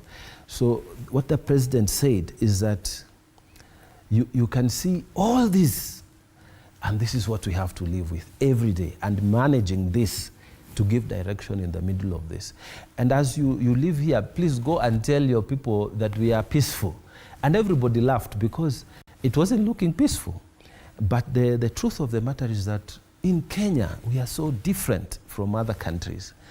People say what they want, and people say in whichever place. You can't even tell them this is a church, this is a funeral. People have inbuilt in them to say what they want. And for us who are also fathers in our homes with children who are at that age of saying what they want, we know what we are dealing with. In this country, people have that expression, that freedom. So from where I sit, I don't think we can just say it's parliamentary leadership, because we also had governors there who are also saying their own things. I think what happened in that country, in that funeral, is a reflection of the diversity of the opinion that exists in this country. And we live in this country. And I also believe that we don't hate each other because we have different opinions. I believe that it's a challenge that the justice and the law and order sector in this country need to come out and say, this is the way that we are going to tackle. We have received these complaints, the number of police stations, blah, blah, blah. We have these OBs, and this is the way forward. Now, whether that plan is a good plan or it's a bad plan, that is their problem. People can criticize that, but the plan must come out that we are going to do X, Y, and Z. Okay. But our nation is not dying. I don't think people hate each other.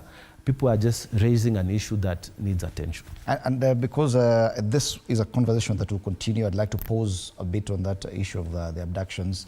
Of course, the cartoon on the Star makes reference to this, the fact that everyone else from that event was denying the existence of these abductions. Only one lone voice, and that's George Nyatembeya, the governor of Trans Nzoia County, talking about the same.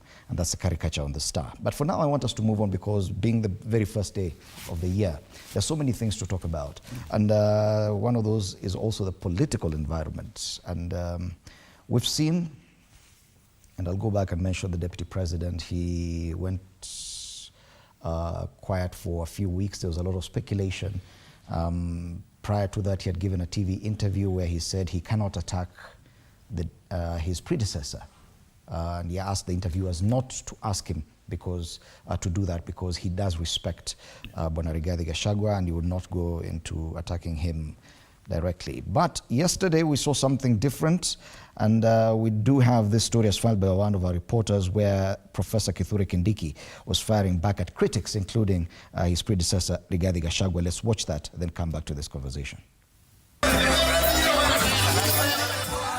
It was a church service come political podium. Tunataka tutoe ilani, and Your Excellency, pole tuko kwa kanisa na wewe ni mpole, lakini Rigathi Gachagua mjumbe wake ameenda, nilikuwa ni mtume, asiingie mbele North tena kuja kutapika matope hapa.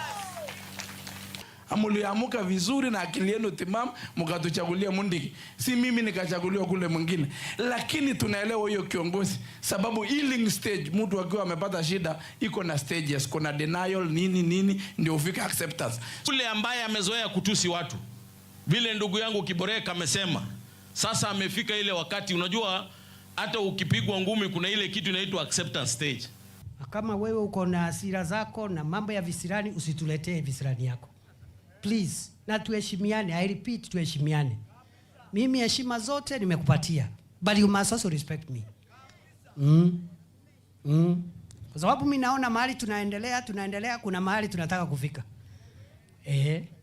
While at a Thanksgiving event held at Mbeere North in Embu County on Sunday, Professor Abraham Kindiki Kithure joined faithfuls for Sunday service, but as is the norm with politicians, the holy ground was turned a political ground, defiant of the biblical rule that where one or two are gathered for the word, the ground is sacred.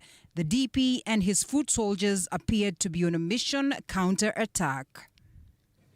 Alafu unachemusha raia, unawachochea, unawaweka mori, unawaweka hasira na hauna solution. The work of a leader is to listen to the needs of the people and generate the solutions.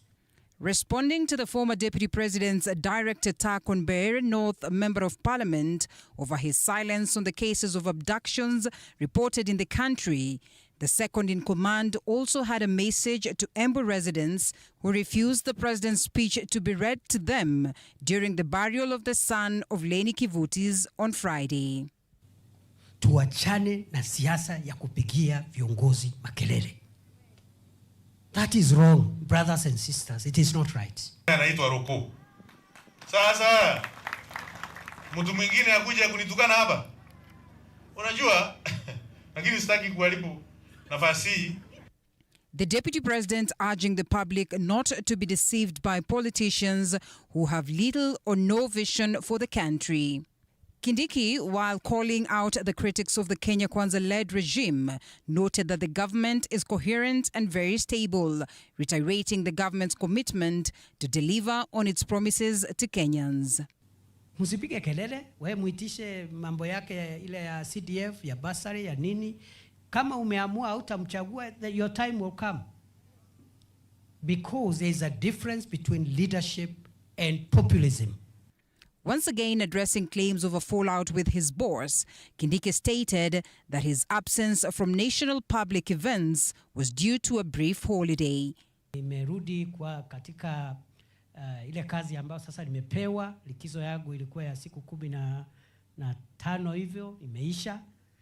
Kindiki has in the recent past missed high-profile events, including President Ruto's New Year's Eve address in Kisii County, the Pinluo Cultural Festival in Siaya, and the burial of Speaker Moses Wetangula's mother.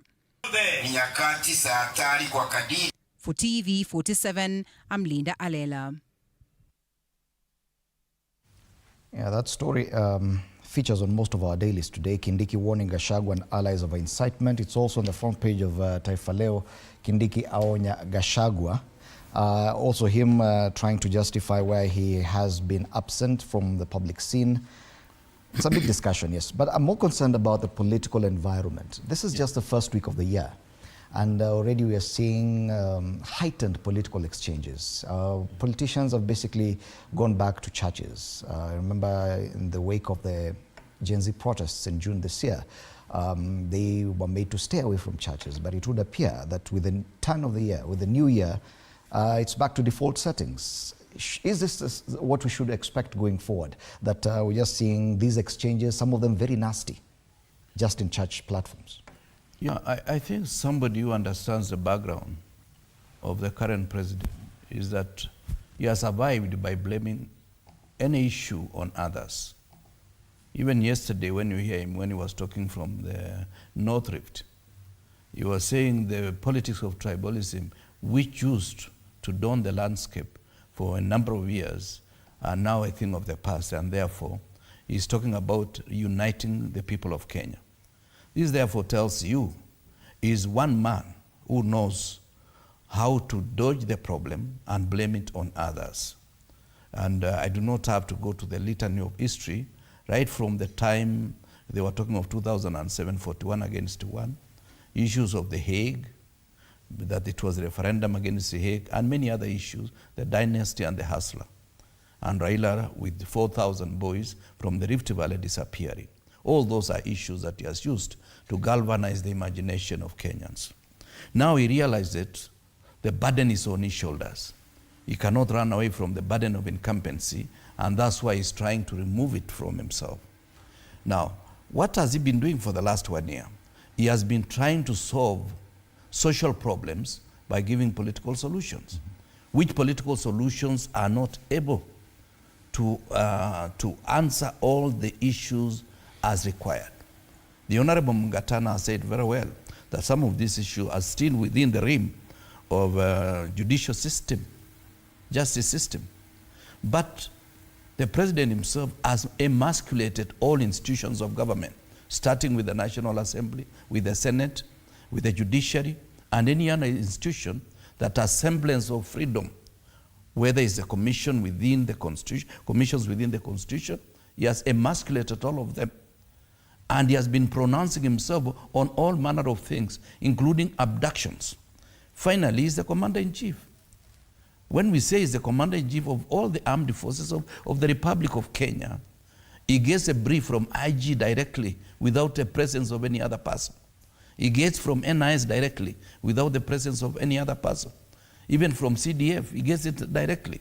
So he cannot shirk that responsibility and tell us all of a sudden other people are to blame for the mayhem that has befallen our society. Number two, this is a system that is used to fighting the monster. And therefore Kindiki has been told, if you don't come out to fight the monster, and the monster in the house today is Rigathi Gachagua. So that's why he has gotten some semblance of courage to come out and spew a bit of certain unspirited challenge against Gachagua. You know, when you're in government, run the government as it ought to be run. And when you fail, you don't expect us to say, kudos, you have done very well, when you have failed to run the institution the way it's supposed to be run. It doesn't need any magic for somebody to understand that the judicial system must operate in tandem. When IG is saying he doesn't know who is dealing with the abductions, how can he sit in a meeting when those issues are supposed to be discussed? When a court of law says they are pronouncing themselves differently on the abductions and telling the Attorney General that within a certain period, give us the names of the individuals who have disappeared, or give us those individuals physically, or give reasons why they have disappeared, who is responsible. We cannot really sit here and assume everything is well. Not all is well, because this is the wrong direction to take a country. The way he said, and I really want to applaud him, about Papa Duvalier, Papa Doc, even the baby Doc, the son of Duvalier, he continued in Haiti with abductions. And I've been worried, perhaps when Kenyans went to Haiti, one of the lessons they have realized is that you deal with political problems through abductions. Why is the spate of abductions rising so high, having taken our boys and girls to Haiti? Possibly the brief they are getting from there is that you can only deal with political revolt through abductions and silencing the people, through throwing them into dams, and you say they died of suffocation or they died of drowning. If you throw me into a place which is about 8 feet, which is above my height, I would definitely drown because I don't know how to swim. So anybody found in a dam could have been taken by police there, thrown into a place that they know the person cannot swim. Many of us cannot swim. And even if you are to swim, they will make sure that you tire and you drown in that particular place. So let us be very clear about this issue. We are not blaming the government. for abductions. We are blaming the government for not being vigilant and occupying the space they ought to occupy by law. Okay. Monopogizo, do you agree that with the two leaders that we run the risk of over-politicizing everything in this country and therefore diluting even the possible solutions, that everything is seen through the prism of us versus them? So even abductions, it is the other side, it's not us. Therefore, no one is taking charge, no one is taking responsibility. The best thing we can do is blame the other side. Yeah, and Fred, let me also just agree with my colleagues that what we do best in this country is the blame game. We throw blames to people other than ourselves, and that is so no solution will be found. And I was a bit sympathetic with Professor Kindiki as he tried to be as forceful as he could be, and that's not his nature. You know, he is a very conciliatory, and he comes out now as though he has been weaponized. He's been told, you know, to try and you know, get into these murky waters. He doesn't convince very many people that he has been absent on leave. He can't convince very many people. But I just wanted to assure him that if he keeps the pace of being the one who reconciles people, the one who brings peace among the leaders, talk to the leaders that way, he might actually succeed in bringing some sense. The blame game that we see here in all these things doesn't solve anything. Children will continue to disappear. They'll be found either alive or dead, and so on. But I think it is a crisis that we must begin to deal with. And I really want to ask people to understand the generations that are coming behind us. If we solve the problem of today's generation as though they were our generation, we cannot understand it. Mm. We need to understand generations coming. And I think it's going to get worse as the younger and younger people come into this place, because it's true, parenting has changed. You know, since we were told that you cannot cane children now, you cannot discipline children now, parenting has changed. It's a creation of our laws. So parenting has changed. We must understand that. And we must begin to develop new ways of dealing with these young people. But if we treat them like they were our generation, we will definitely arrest them, even continue to kidnap them and kill them. But it's about the moment we begin to understand from our schooling days, from our school children now, the ones in the university and so forth, the people we appoint to deal with them in those institutions, we need to understand who they are. We need to give them new training on how to handle these generations. Our syllabuses, our way of administering things have not changed for many, many years. Okay? We need to begin to think, how do we deal with the situation it is? Mm-hmm. Are we going to allow our children, as they grow up, with their rebellious whatever, to deal with them the way we understand? And so we are intolerant with them. Because I heard the speeches when they were saying, speak to your children. And we all know how these generations have been handled by all of us as parents. Okay, you speak to your children, how does that help? Mm-hmm. Because these devices, the internet, has brought in a new dimension to parenting. So I mean, I want to agree that the best way to deal with this matter now, and of course our judiciary has been very quiet. I know our law enforcement has been very quiet on this matter. I think they are facing a challenge that is so new to them that their training cannot handle it. Mm-hmm. And I think it's about time we started giving new training to our police people, new training to our judiciary people. It's not about passing or knowing the law. It's about how do you handle a new generation of people that has come to our country.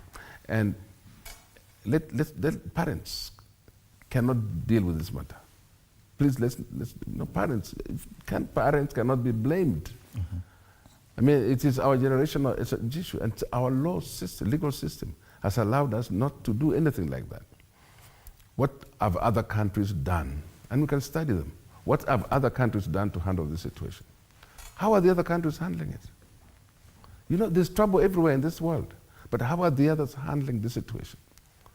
Because if we don't understand how the rest of the world is handling it, we will continue to make these mistakes.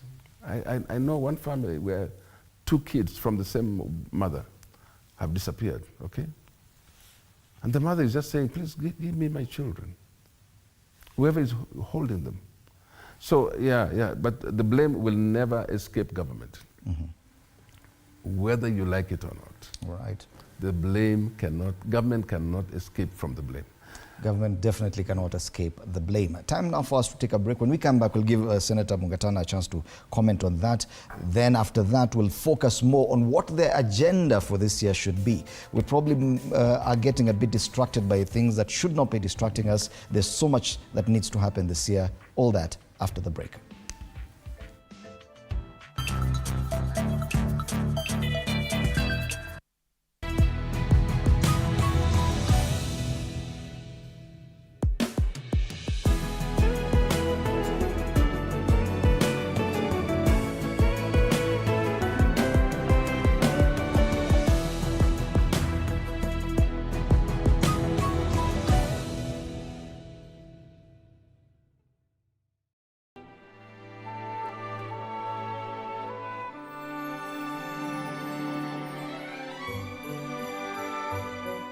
This December, learn about safety precautions to take into consideration this season. If you can remember, if you drive on a motorcycle often, to make sure that you have a helmet, it's key to decreasing the severity of the accidents. We are passing in a bus from Kakamega to Mombasa. In between, just stand up, stretch your legs, and even when you are seated, keep pumping your feet, keep moving your feet to avoid that long stasis of blood in the veins. Healthier options for you to maintain a balanced lifestyle amid the holiday hustle. Eating healthy really doesn't mean that you have to deprive yourself, but we really just have to factor on how to strike a balance. Portion control and moderation are very key. Let us enjoy the season, and at the same time, let us try to watch our health and our well-being. Happy holidays.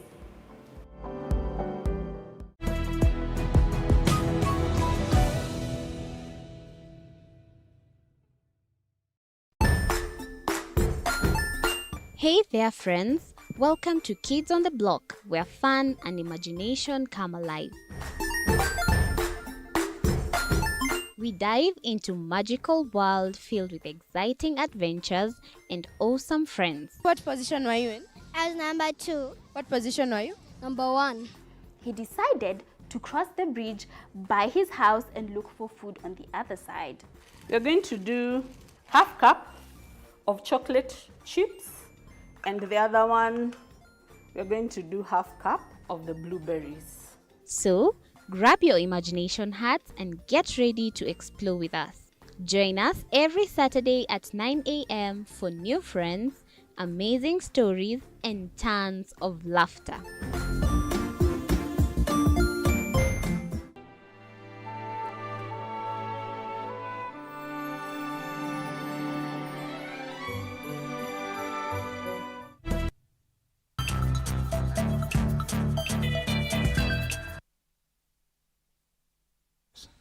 Welcome back. We still continue on Morning Cafe right here at TV 47. And just before we take a look at what year we expect ahead with this gentleman, let me give Senator Mungatana an opportunity to talk about the political outlook, what you've just seen over the past 6 days of this new year, the kind of heightened political rhetoric, statements that have left even the common Mwananchi wondering, okay, what exactly is happening here? We have claims that the deputy president is unhappy. We do not know anything. Those are just claims on social media. Politically, it's a very charged time. The government appears to be so focused on the former deputy president, Rigathi Gachagua, and fighting him. But to the Kenyan, that is not the main agenda, is it? Okay, first of all, I wanted to use this opportunity again to really say that as a people of Tana River County, we are very grateful to the visit by His Excellency the Deputy President on 20th of December in Tana River County. And he came to join us in giving thanksgiving for the Senator of Tana River. I've been doing this for various villages, but this one was the big one because it was now in my place. And it was a very successful function. And so let me tell you why I think we have a very good deputy president and why I think some of these headlines may not be really reflecting what the kind of gravitas the deputy president brings to that office. I went to see him and told him some time ago, I want you to come to Tana River. And this is a function I want you to come and attend. But really, there are two important promises that we made with His Excellency the President to the people of Tana River County. And I wanted you to work on them so that when you come, you will make a pronouncement on the progress made so far and what's the way forward. So, why I say we have an effective deputy president, he called the minister and the parastatals that are involved to make that thing work and got a report on where we are and blah, blah. And one was involving roads, one was involving land. And when he came, he talked about a lot of things, and also he talked about the issue that I had presented to him. And so I have a very high, of course I have known him, but I have, you can have a friend and then you can have a person who delivers. Yeah. I am very proud to say that the deputy president is a guy that you can sit, discuss an issue, and he'll go and deal with it.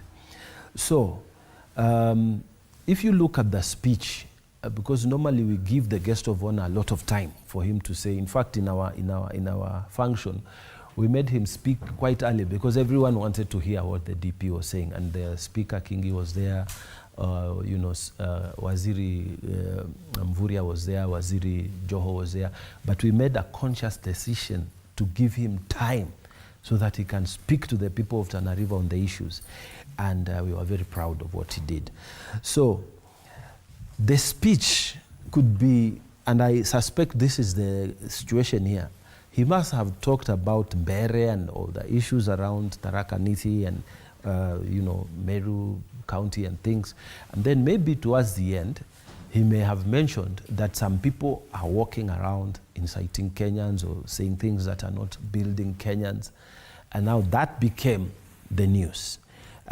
So from where I sit and having the political experience, I know that sometimes people try to make an issue out of a non-issue. I am sure the deputy president, and the way I have understood him so far, in his 4 months, he is focused on delivering. Let me tell you, maybe in these 4 months, he has met more members of parliament than any other deputy president who has been there, more members of the Senate, because we have been meeting him and discussing our issues, and he has been taking them. So I think that break he took is a well-deserved break from where I sit. And the statements he made maybe are being created to create that impression that he's fighting someone. From where I sit, I think he's one of the most sober people. And that's why we like him. And that's why we voted for him even before President Ruto chose Gachagua for a running mate. That's why we will support him. And I think he's doing a good job. Now, going to the political climate as it is now, let me just say, the political climate and the direction is normally set by the president. If you heard what the president's speech was about in the burial of the mother to the Honorable Speaker, it was about development. And he said something that there are people who want to make so much noise so that we don't talk about the agriculture. We don't mention about stabilization of the Kenyan shillings against the dollar. We don't mention about managing the debt crisis that we were in. We don't talk about the digital economy, about the blue economy. So these are the things that we want to focus on. This is how far God has brought us, and this is where we want to go. So from where I sit, I think if you are in the politics like I am, there are things that are by the way. They are not the issues. The issue about this country is pushing it forward from where we are. And the challenges which are there, I think we will deal with them as the year progresses. I really, truly believe that our nation, with all the noise that is there, we are still heading in the right direction. Yes, yet the concern is that, Bonakirwa, looking at the year 2025 and the way it has started, is that there's too much focus on Rigathi Gachagua for this government. This is a problem they created. Rigathi Gachagua was a part of the UDA government. He was a deputy president. The impeachment was engineered from within. Now it would appear that problem has persisted, and the administration has been reduced to just talking about Rigathi Gachagua at every platform that the president is at. Now, that is a concern Kenyans have, because as we look forward to 2025, there are so many other things that we should be focusing on, and I want, as we get closer to the end of the show, to focus on that. Issues like the reconstitution of the IEBC. We are midway through, by March will be exactly midway through this 5-year election cycle. The IEBC is nowhere close to being reconstituted. Those are the issues that concern us. Issues of boundaries, delimitation and review. We are not even talking about that. Those are the issues that should be concerning us. As we look at the agenda, even the political agenda of 2025, Rigathi Gachagua vis-a-vis reconstitution of the IEBC and other political issues. Are we getting it wrong? Well, I think if there is something Kenya Kwanza underrated was the position of Rigathi Gachagua. The mountain has started rumbling even before the impeachment of Rigathi Gachagua. But what happened is that the mountain shifted. It was the last nail on the coffin or political lifeline of William Ruto around the mountain. And therefore, they have not settled with the issue that Rigathi Gachagua is a factor in the next election. More so given the fact that we don't know whether a court of law will allow him to run, given the fact that the impeachment issue is yet to be resolved, or is he going to be a kingmaker? Whichever the case, he has made things so complicated for the current regime. The second issue is that Rigathi Gachagua himself has been making statements that those of us who have been in government, although in the past, know that some of those statements have some truth. You cannot come out and say some of the things that he's saying and you don't risk either abduction or prosecution because perhaps he has the evidence that if he was to be called upon to give, he'll be able to prosecute the issues himself. That is also another dilemma the current regime is dealing with. The third issue is the issue of the president himself trying to clean his own image, although he hopes that he's going to gain some leverage with the deeds that the government has been grappling with. Of course, when they talk of the debt is yet unclear. We don't know what Treasury is telling us. It's different what National Assembly is telling us. It's different from what State House is telling us. This therefore means the issue of debt is still a mongrel that nobody is able to pronounce himself on. The issue of the debt to various individuals who have done work with the county government, what we call pending bills, is still a monster that this regime has failed to resolve. Now, the third issue is that, yes, Kithure Kindiki, Professor, is a good man, but in a wrong system. He's a good man because I met him when we were working for Somalia on peace and national reconciliation in Djibouti many years ago. He's a good lawyer. He's a good person. He has very nice demeanor. But the politics of Kenya Kwanza, you cannot have demeanor. A good demeanor and you expect to survive. Somebody like Mungatana is surviving because it is the people of Tana River who give him the mandate. But given a chance, the people in Kenya Kwanza will not want to see somebody who is reasonable, who can be said to be an alternative, because they believe William Ruto is the alpha and the omega of Kenya Kwanza. Nobody else ought to be on that particular space. Finally, I think what we need to do is to deal with issues of governance and issues of constitutional order. If we are failing to deal with those issues, then we are not dealing with the issues that affect our nation. When we talk of constitutional order, it includes the IEBC. We cannot be sitting today knowing elections are in the next 2 years and we don't have IEBC. There are certain by-elections that have been almost overtaken by time.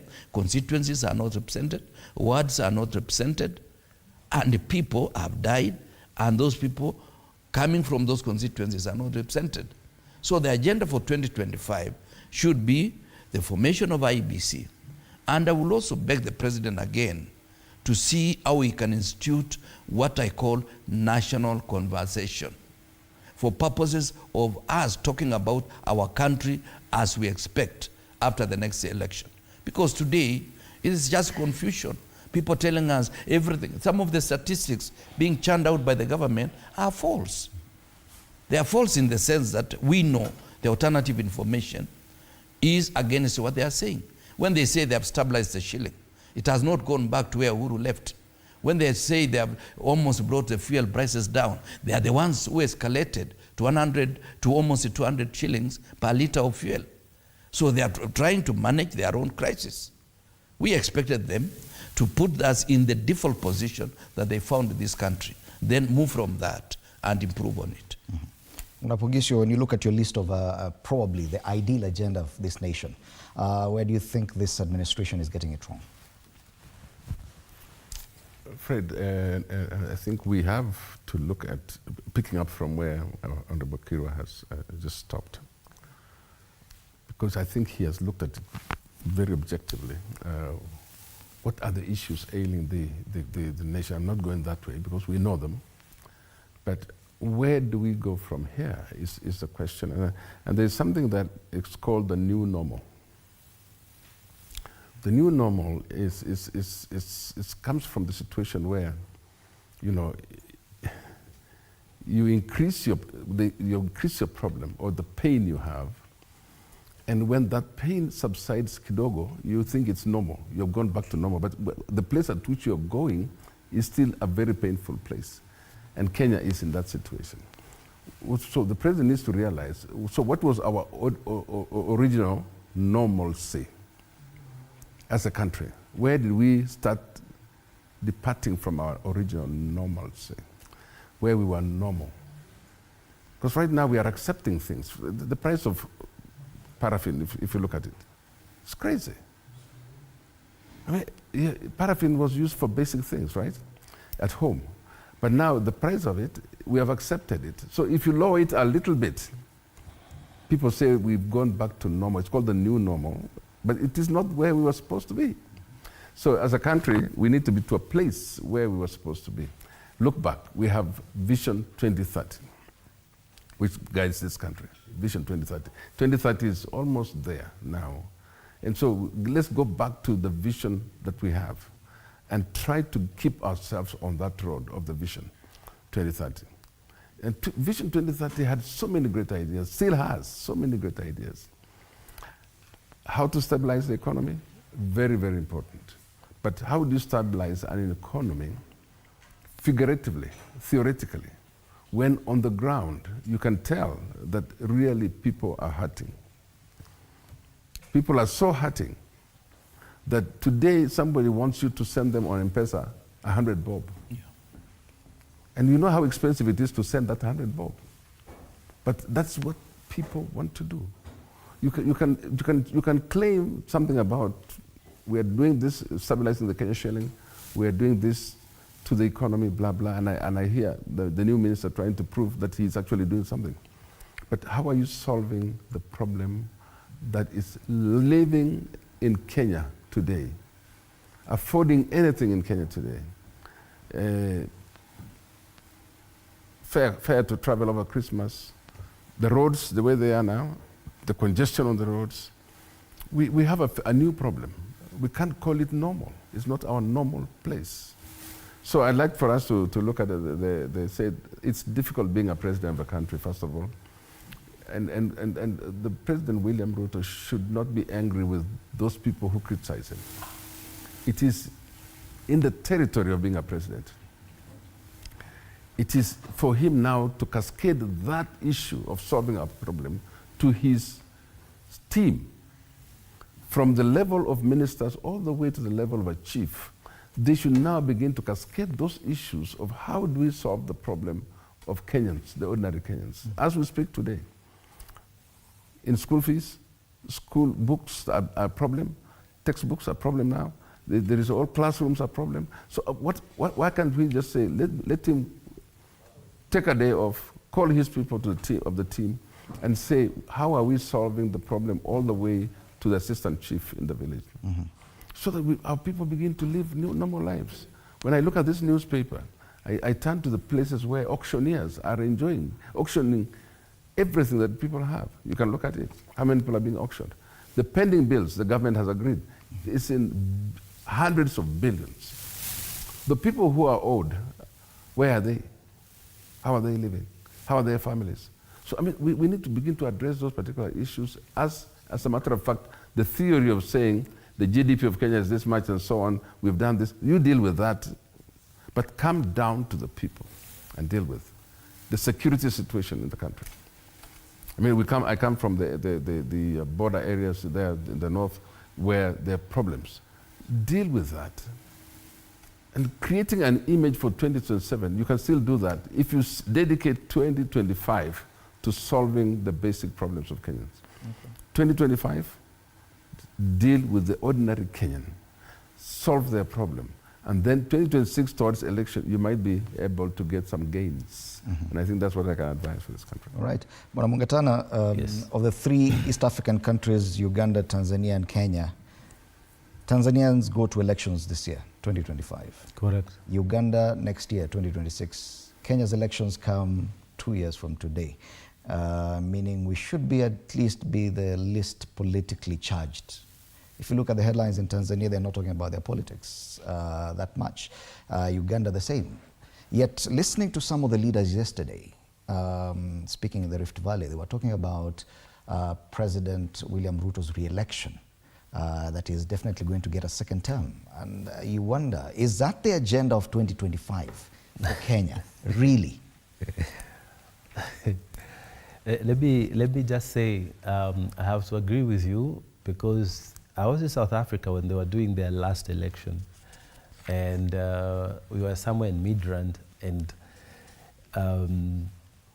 it's an election year, and apart from Malema saying this and that, you don't see people, you cannot compare what was going on there at the time as compared to Kenya, which had just finished elections. So what does that tell you? Kenyans have exercised freedom for so long, and they have this very vigorous burst of energy as far as political and social issues are concerned. And this is our country, this is our nature, and this is what makes us so proud of being Kenyans, that we can even form a government with opposition, you know. This is our nature, this is our country. So I will not be too worried personally about people, you know, insulting this, saying that, and what I would urge the president to do, as he has been doing, is to keep his eyes on the ball. You know, fertilizers used to be delayed. Planting season is coming. But as we are talking now, the fertilizer is already, they have already mentioned that we had a booming harvest this year for farmers. When we were in Western, in Bungoma, he said that the problems of Mumias have more or less been resolved, and for the first time, the farmers of sugarcane are going to get a bonus payment, you know. Bonuses, we have associated them with tea, coffee farmers, never with the farmers of sugarcane. I think he should continue, because from Mumias, there is Nzoia. We have passed a law in the sugarcane sector that allows even us people like in Tana River areas of Garsen to develop our crop. And so agriculture should be a big focus for him this year. And when I'm talking about agriculture, I'm talking about in as much as supporting the traditional areas, he should also venture outside. Like now, I would pray that he would focus more on Galana Kulalo to make it work, because that is Kilifi and River counties. That is an area that if it is given focus and the correct investment, I know something is going on now, but if more attention is given by the Minister of Agriculture now, I think we have a chance of feeding the nation from the coast. I want him to continue focusing on expanding our markets, you know, within the East Africa. These good relationships we are creating with Tanzania, Uganda, with DRC, it's creating a huge market for our goods and services. I want him to focus on that direction so that our people can be one. What we grow here can find its market there. What we produce here can find its market there. And equally other people can feel confident coming to live here. I want him to focus on the growth of non-traditional economic activities like the blue economy. Reach down to our people. We really appreciate what has happened, but we need even more for this year so that more money can come out of our blue economy. Mining sector, and I'm very happy with the new minister who is in charge now, Honorable Joho, because he seems to be seeing what we are seeing, you know. Mining is an area that can bring millions, and it's not yet exploited in this country. I'm telling you, if the president can keep his eye on the ball, I think we are heading towards a better year than it was last year. The Shah and the Chief that have been, and this whole Taifa cover that has been created, we've had a lot of beginning problems, you know. But slowly we are getting testimonies of people who are saying it is working. Speaker Wetangula himself in the funeral, he said somebody about who had a 550,000 bill, and he only had to pay 50,000 at Moi referral, and 500,000 had already been catered for. More of these things. I think the president should really focus and avoid getting himself, let the other guys do their politics, but he should just focus his eyes on the ball. And teachers in the education sector, more than any other regime, we have employed 79,000 teachers. People can argue, oh, I don't know, these ones are short term, these ones are, but 79,000 within the same economy we are operating in. I think we are heading towards the right direction.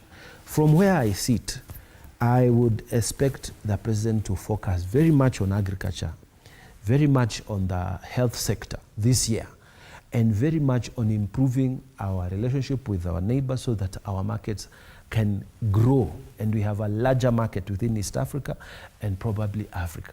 When the other time we exported our coffee to Ghana, to me it was a very big thing. And actually we discussed about that even in the African Parliament, that Kenya has taken its coffee directly to Ghana. This has never happened before.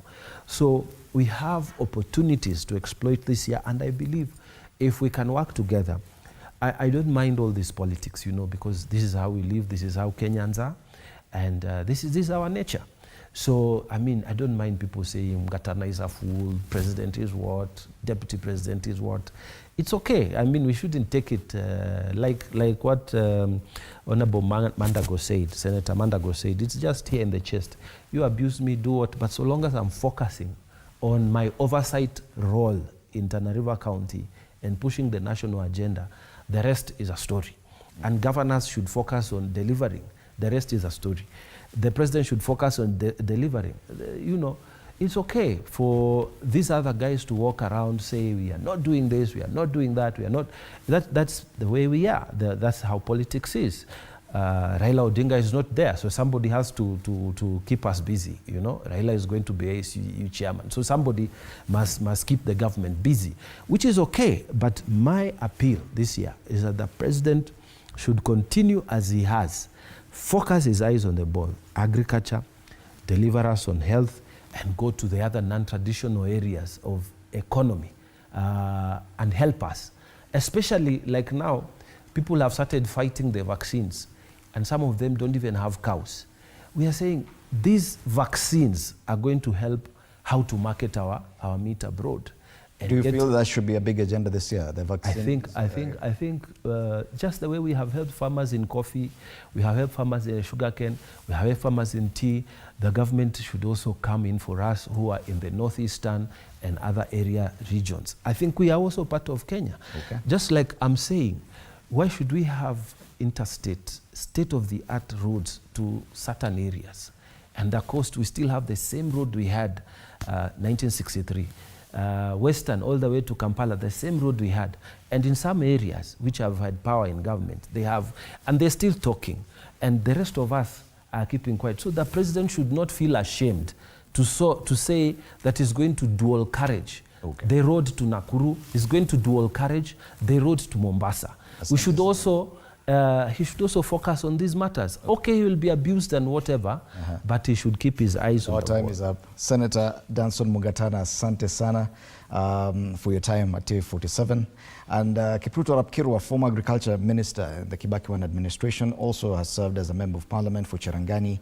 Samuel Pogisio, former majority leader in the Senate in the 12th parliament and former ICT minister in the Kibaki administration. Thank you so much, gentlemen. This has been the very first show of Morning Cafe this year. So the agenda for this year being set by the three gentlemen. Asanteni sana. We'll do this again next Monday. For now, let's talk matters sports. Monday Blitz coming up after the break, the weekend sports. What's happening to the stadiums in Kenya? Yeah, are we still eligible for CHAN? Are we still able to even dream of hosting that? Or should we wait for AFCON or not?